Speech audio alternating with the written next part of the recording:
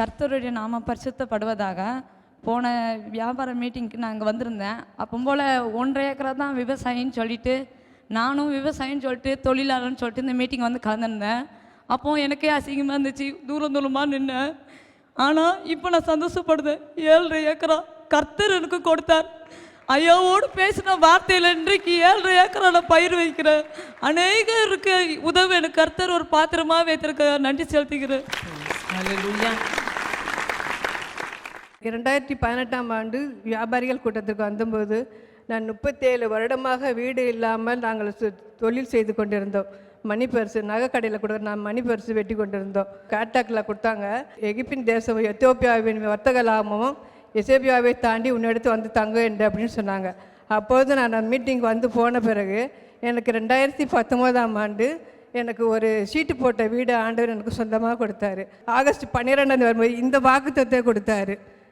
நானும் நட்டேன், அப்பளவோ நீர் பாய்ச்சினார், கடவுளோ விளைவிச்சதார் என்று. அப்பொழுது நான் வரும்போது பிரதர் என் தோள் மேல் கை வச்சு சொன்னாங்க, மகளே கவலைப்படாத, உனக்கு ஆண்டவர் 3 மாடி வீடியோ கட்டி கொடுத்து அநேகர் வியக்க வகையில் உன்னை திகக்க வைப்பார் அப்படின்னு சொன்ன மாதிரி எனக்கு ஆண்டவர் 2023ஆம் ஆண்டு எனக்கு 3 மாடி வீடியோ கட்டி கொடுத்துருக்காரு. அநேகர் எனக்கு கண்டு வியக்க வகையில் ஆண்டு என்னை உயர்த்திருக்கார். அதுக்காக நன்றி. ஹல்லேலூயா.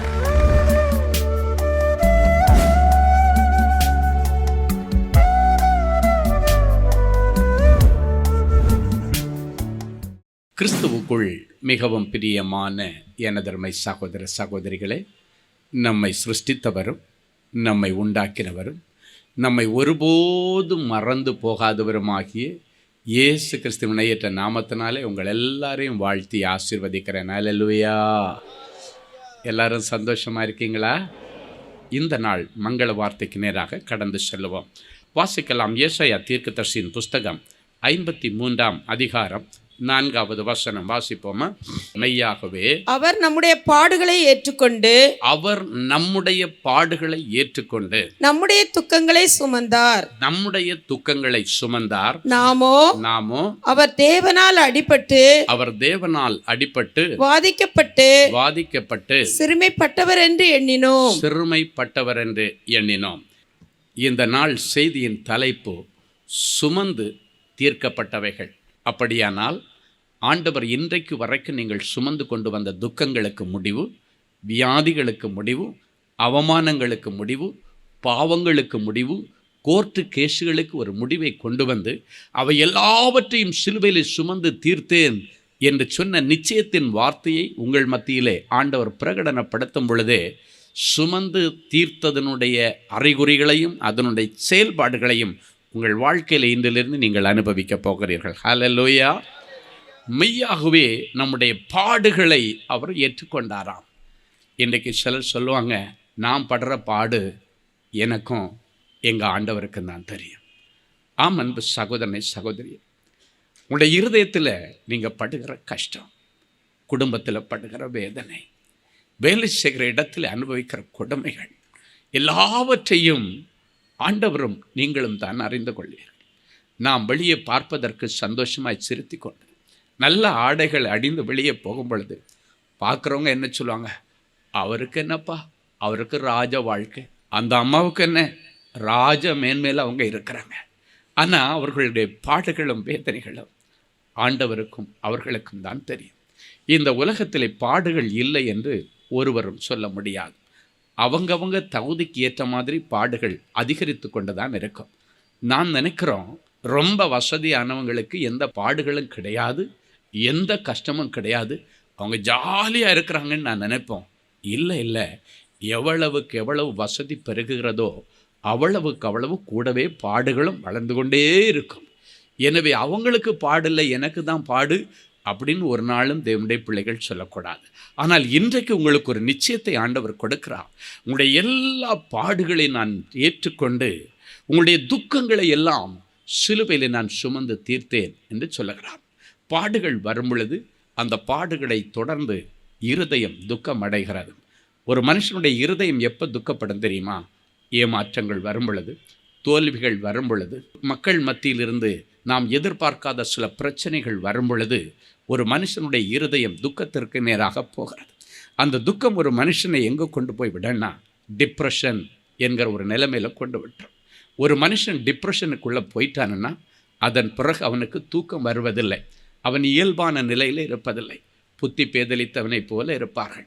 பொதுவாக சொல்லுவாங்க, தூக்கம் வரலைன்னா இப்படியே நான் தொடர்ந்து 10 நாள் தூங்கலைன்னா எனக்கு பைத்தியம் பிடிச்சிருமோ என்று எனக்கு பயமாக இருக்கிறது. ஆம் அன்பு சகோதரனை சகோதரியே, உங்களுடைய துக்கங்களை எல்லாம் ஆண்டவர் சுமந்து தீர்த்தார் என்கிற நிச்சயத்தை இன்றைக்கு நீங்கள் ஒவ்வொருவரும் உங்களுடைய இருதயத்திலே ஏற்றுக்கொள்ள வேண்டும். உங்களுடைய பாடுகள் எல்லாத்தையும் ஆண்டவர் சுமந்து தீர்த்துட்டார். இன்றைக்கி எல்லா பாடுகளையும் ஆண்டவருடைய பாதப்படியில் இறக்கி வையுங்கள். அவர் சொல்லியிருக்கிறார், வருத்தப்பட்டு பாரம் சுமக்கிற தேவனுடைய பிள்ளைகளை.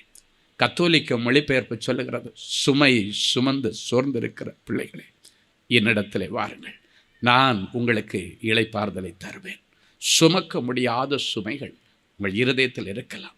கடன் சுமை இருக்கலாம், வியாதியின் சுமை இருக்கலாம், அவமானத்தின் சுமை இருக்கலாம், தோல்வியின் சுமை இருக்கலாம். எல்லா சுமைகளையும் இன்றைக்கு சுமந்து தீர்த்த இயேசு அவனுடைய சிலுவை அடிவாரத்தில் வைத்துவிட்டு நீங்கள் திரும்பி போகும் பொழுது ஃப்ரீயாக போகணும்.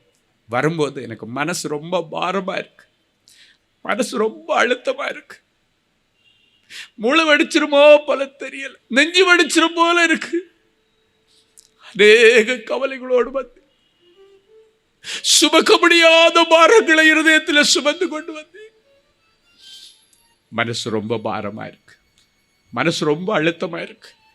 எல்லா ஆண்டவருக்கு தெரியும். உடைய இருதயத்தின் அழுத்தின காரியம் என்னவென்று என் ஆண்டவருக்கு தெரியும். உடைய இருதயம் துக்கப்படுகிறதனுடைய காரணம் என்ன என்பது என் ஆண்டவருக்கு தெரியும். எல்லாவற்றையும் இன்றைக்கு இறக்கி வச்சிடணும். அவர் சுமந்து தீர்த்தவர். பாடுகள் எல்லாவற்றையும் சுமந்து, துக்கங்களை எல்லாம் சுமந்து, அந்த துக்கங்களை எல்லாம் சந்தோஷமாய் மாற்றுகிறவர் நம் ஆண்டவராகிய இயேசு கிறிஸ்து இந்த பூமியில் வாழ்ந்த நாட்களில் யவீரு என்று சொல்லுகிற ஒரு ஜெப ஆலய தலைவன் இருந்தார். ரொம்ப துக்கத்தோடு ஆண்டவரை தேடிவர். மரணத்தின் விளிம்பில் கிடக்கிறான். 12 வயது ஒரு சிறுமி. அவன் ஊழியம் செய்கிறவன். எல்லா முயற்சிகளும் எடுத்து பார்த்தார், பிரயோஜனம் இல்லை. மரணத்தின் விளிம்பில் இருக்கிற அந்த பிள்ளையை வைத்துக்கொண்டு இயேசுவை தேடி வந்தான். அவனுடைய இருதயம் துக்கத்தோடு கூட ஆண்டவரை தேடி வருகிறான். ஆண்டவரிடத்தில் சொல்கிறான், என்னுடைய மகள் சாக கிடக்கிறாள், என் வீடே துக்கமா இருக்கு, எங்க வீடு ஒரு மரண வீடு மாதிரி இருக்குது ஐயா, நீர் வந்தாதான் ஏதாவது இதுக்கு விடிவு காலம் கிடைக்கும், நீர் எப்படியாவது என் வீடு வரைக்கும் வர வேண்டும், என் பிள்ளையை இந்த மரண அவஸ்தையிலிருந்து என்னை மீட்டு தர வேண்டும். இயேசுவாமி அவனுடைய சத்தத்தை கேட்டு அவனுடைய பிள்ளையை பாதுகாக்கும்படி கூடவே போனார். ஏன் தெரியுமா? அவருக்கு தெரியும், ஒரு பிள்ளை செத்து போனா அந்த தகப்பனுடைய இருதயம் எவ்வளவு வேதனைப்படும், அந்த தாயினுடைய இருதயம் எவ்வளவு துக்கப்படும். என் ஆண்டவருக்கு எல்லாம் தெரியும். அவர் ஒரு மனிதனாக இந்த பூமியிலே நமக்காக மனு உருவானவர். அவர் ஒரு தெய்வமாய் இருந்தோம். அந்த தெய்வமாய் இருக்கிறதை கொள்ளையாடின பொருளாய் எண்ணாமல் தன்னையே தாழ்த்தி ஒரு மனுஷ ரூபம் எடுத்தார் என்று வேதம் சொல்கிறது. மனுஷனுடைய இருதயத்தை புரிஞ்சுக்கிறது இயேசுவை காட்டிலும் வேற யாருமே முடியாதுங்க. அவர் தான் அவங்க இருதயத்தை புரிந்தவர்.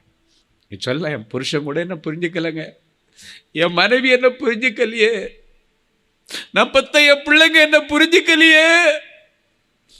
யார் புரிஞ்சுக்கிறாங்களோ இல்லையோ, நீங்கள் தேடி வந்திருக்கிற இயேசு உங்கள் எல்லாரையும் புரிந்து வைத்திருக்கிறார்.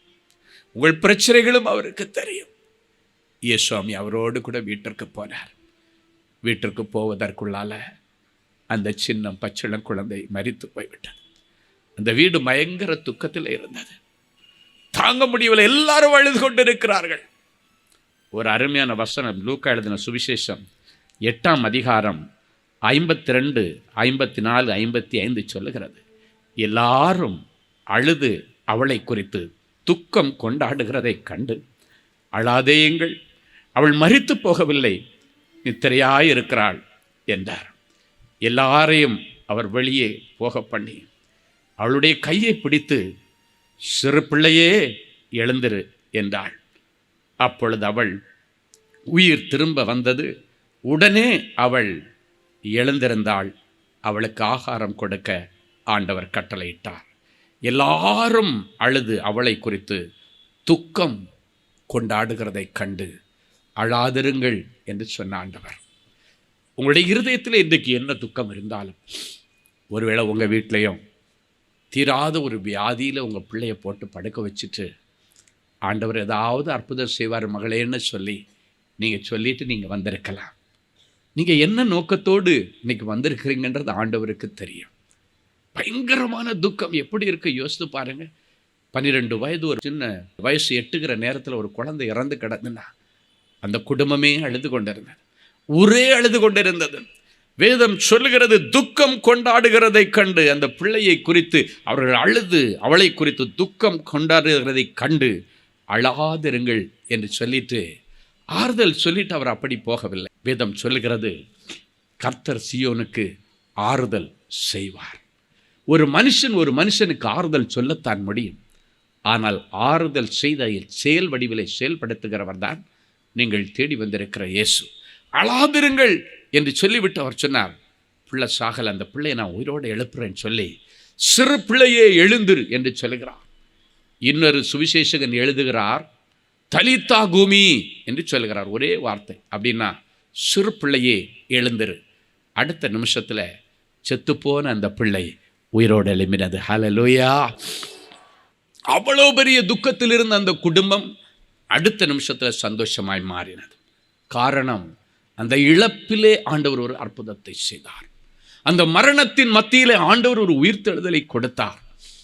ஆண்டவருக்கு தெரியும், இந்த நேரத்தில் நம்ம வேற பொண்ணோ பொருளோ பணமோ கொடுத்தா இவங்க மனசை ஆறுதல் படுத்த முடியாது.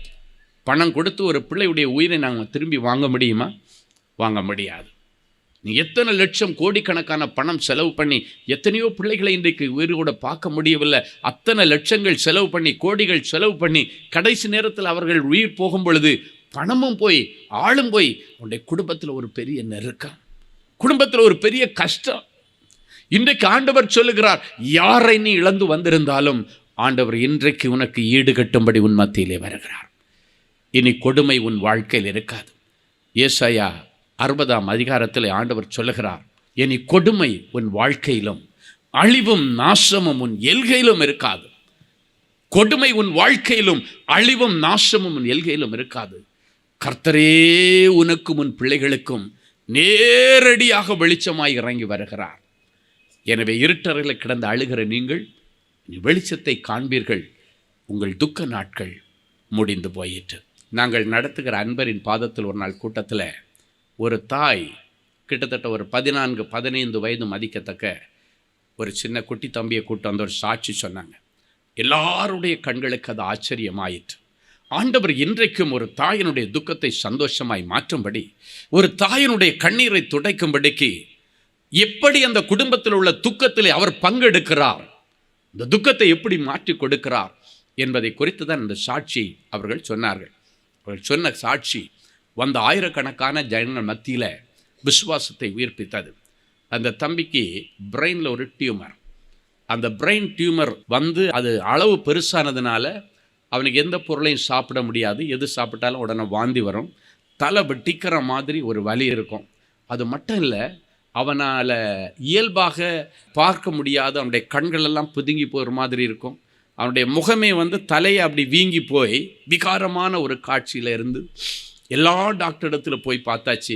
டாக்டர்ஸ் என்ன சொல்லிட்டாங்கன்னா, இந்த டியூமர் பிரெயினில் மெயின் பகுதி ஃபுல்லாகவே டச் பண்ணி இருக்கிறதுனால இந்த டியூமரை நம்ம ஆப்ரேட் பண்ணி எடுத்தாச்சுன்னா கண்டிப்பாக வந்து பிரெயின் டெத் ஆகிடும். அந்த ஸ்பாட்டில் டேபிள்லே அவருடைய மூளை சாவு வந்துடும். அதுக்கப்புறம் அந்த பிள்ளை உயிரோடு இருக்க முடியாது, இருந்து பிரயோஜனம் இல்லை. மூளை சாவு வந்ததுக்கு பிறகு அதனால் அதை கை வைக்கவே முடியாது. இருக்கிறது வரைக்கும் பிள்ளைய சந்தோஷமாக வச்சிங்கன்னு சொல்லி எல்லா மருத்துவர்களும் அவனை கைவிட்டு அனுப்பிவிட்டார்கள். அந்த பிள்ளை ராத்திரி பகலாக இருந்து அழுது அந்த பிள்ளை வலி தாங்க முடியாமல் துடிக்கிறத அந்த தாயால் பார்க்க முடியலை.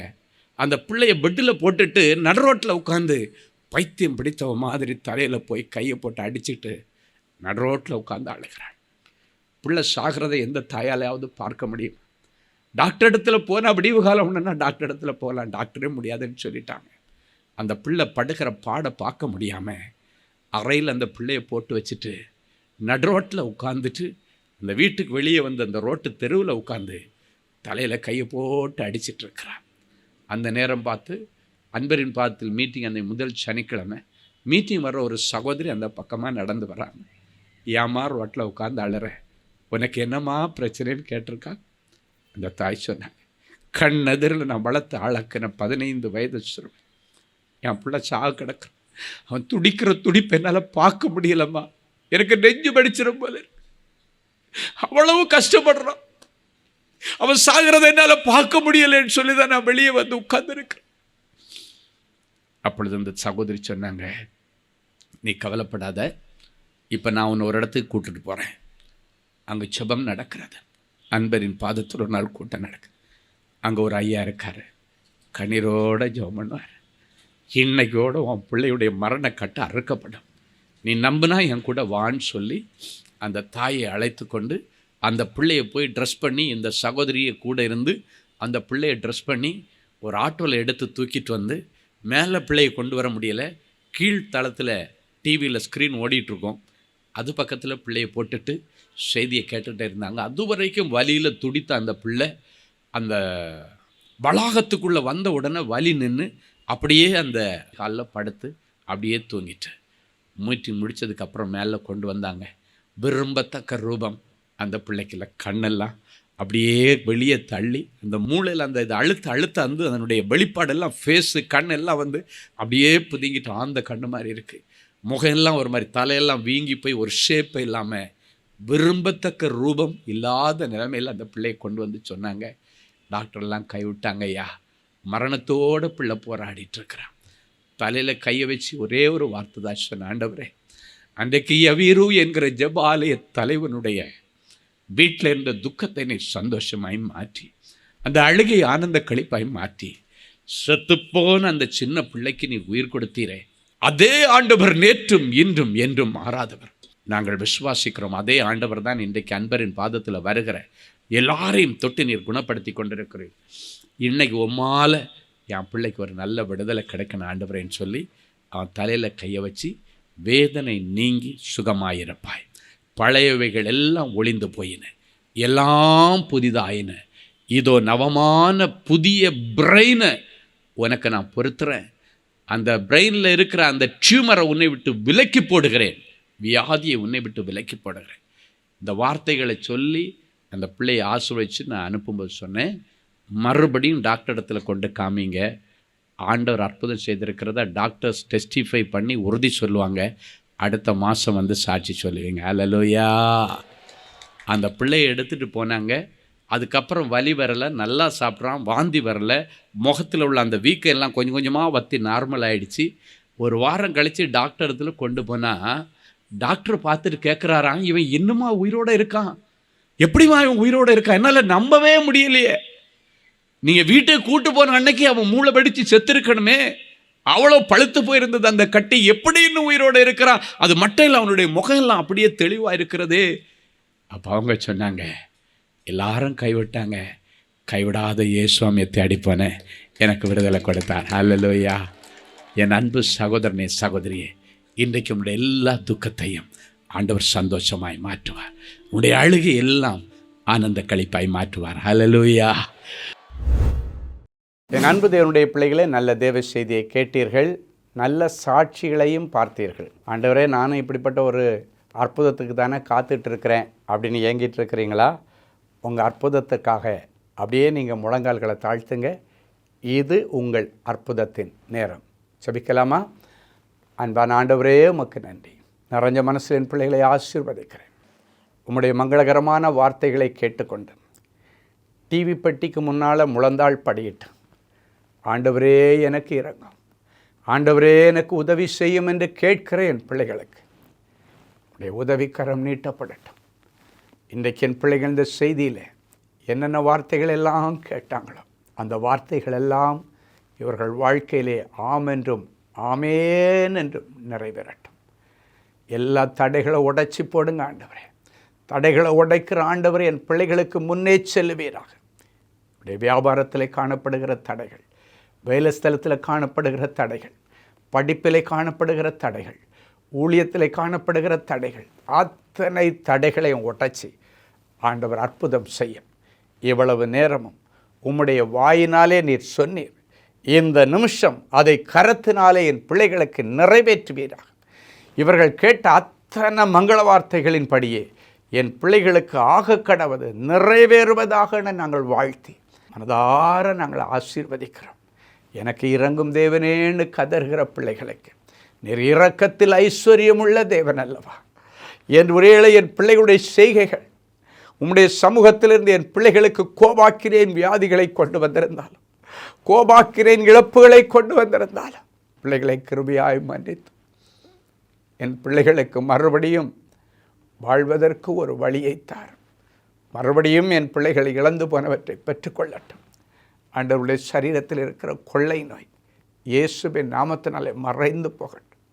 தெய்வீக தொடுதலை தார். டிவி பெட்டிக்கு முன்னால் முழந்தாள் படியிட்டு கிடக்கிற என் பிள்ளைகள் உடைய இருதயத்தின் அங்கலாய்ப்புகள் உமக்கு தெரியும் ஆண்டவர். சில காரியங்களை யாரிடத்தில் சொல்லி அழ முடியாமல் என் பிள்ளைங்க கதறிட்டு இருக்கிறாங்க.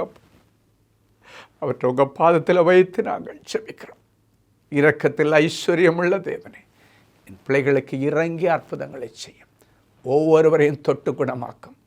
கற்பத்தின் வியாதிகள் மாறட்டும் சுவாமி. கற்பத்தில் இருக்கிற கட்டுகளும் கட்டிகளும் மறைந்து போகட்டும். ஒரு சந்ததிக்காய் இயங்கி கொண்டிருக்கிற என் பிள்ளைகளுக்கு இன்றைக்கே ஒரு அற்புதம் நடக்கட்டும். இன்றைக்கே பரலோகத்தின் திரவியம் அவருடைய கற்பத்தை நிரப்பட்ட சுவாமி. யாராவது என்னை கை தூக்கி விடமாட்டாங்களான்னு கதறிக்கொண்டிருக்கிற பிள்ளைகளுக்கு ஆண்டவரே இறங்கி நின்று என் பிள்ளைகளை கை தூக்கி அவளை ராஜாக்களோடும் பிரபுக்களோடும் உட்கார வைத்து அழகு பார்ப்பீராக. நியாயமான விருப்பங்கள் வாஞ்சிகள் எல்லாம் நிறைவேறட்டும். நிறைஞ்ச மனசில் பிள்ளைகளை ஆசீர்வதிக்கிறேன் இயேசுவின் மூலம் பிதாவே. ஆமேன், ஆமேன்.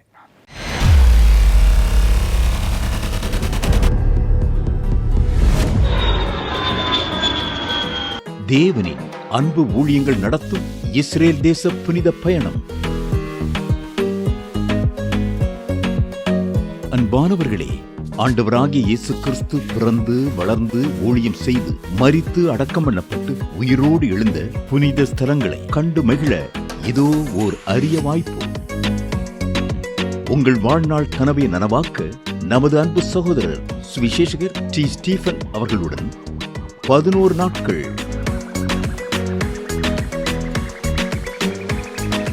எகிப்து,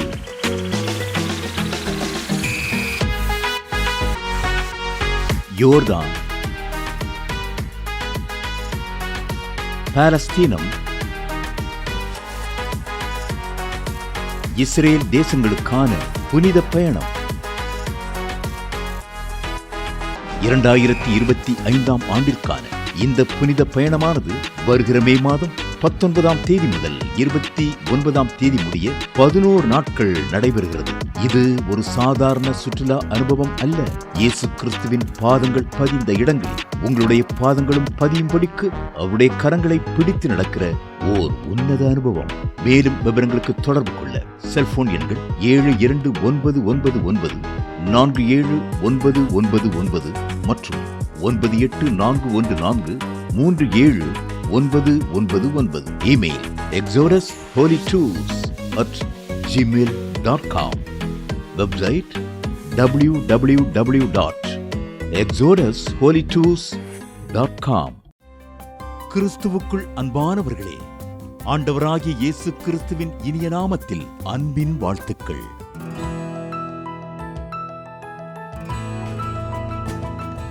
எங்களுடைய மார்வெல் திருமண தகவல் மையத்தை ஆன்லைன் சேவை மூலம் உங்களுக்கு அறிமுகப்படுத்துவதில் நாங்கள் மிகுந்த மகிழ்ச்சி அடைகிறோம். எங்களது மார்வெல் திருமண மையம் கிறிஸ்தவ குடும்பத்தில் திருமணத்திற்கு ஆயத்தமாயிருப்பவர்கள் தங்களுக்கு ஏற்ற வாழ்க்கை துணையை தேர்ந்தெடுக்க சிறந்த திருமண சேவை மையமாக இருக்கிறது. மேலும் மார்வெல் திருமண தகவல் மையத்தில் நீங்கள் பதிவு செய்வதற்கு எங்களது இணையதள முகவரி www.marvelmatrimony.com மற்றும் அலைபேசி எண் 7824855999 என்ற எண்ணிற்கு தொடர்பு கொள்ளலாம். சென்னை, நாகர்கோவில் மற்றும் மும்பை நகரில் உள்ளவர்கள் பதிவு செய்ய விரும்பினால் கீழ்க்கண்ட விலாசங்களில் உள்ள எங்களது அலுவலகங்களோடு தொடர்பு கொள்ளலாம். Email info@marvelmatrimony.com. ஆண்டவர்தாமே உங்களை அளவில்லாமல் ஆசீர்வதிப்பாராக. அன்பு தேவனுடைய பிள்ளைகளே, இந்நிகழ்ச்சியின் மூலம் நீங்கள் பெற்றுக்கொண்ட ஆசீர்வாதங்களையும் உங்கள் ஜெப விண்ணப்பங்களையும் அனுப்ப வேண்டிய முகவரி தேவனின் அன்பு ஊழியங்கள், எண் 340B பார் 1A 3B1 Vinayak avenue, OMR road, Okkiyam, Thoraipakkam, Chennai 600097. இது இந்தியன் ஆயில் பெட்ரோல் பங்க் எதிரில் அமைந்துள்ளது மற்றும் காக்னிசன்ட் டெக்னாலஜி சொல்யூஷன்ஸ் அருகிலும் அமைந்துள்ளது. மின்னஞ்சல் prayer@godsloveministries.co.in. எங்களது இணையதளம் www.godsloveministries.co.in. மேலும் 24 மணி நேர ஜெப உதவிக்கு 04454479999 மற்றும் 9941950999 என்ற எண்களுக்கு தொடர்பு கொள்ளுங்கள். கர்த்தர் தாமே உங்களை ஆசீர்வதிப்பாராக.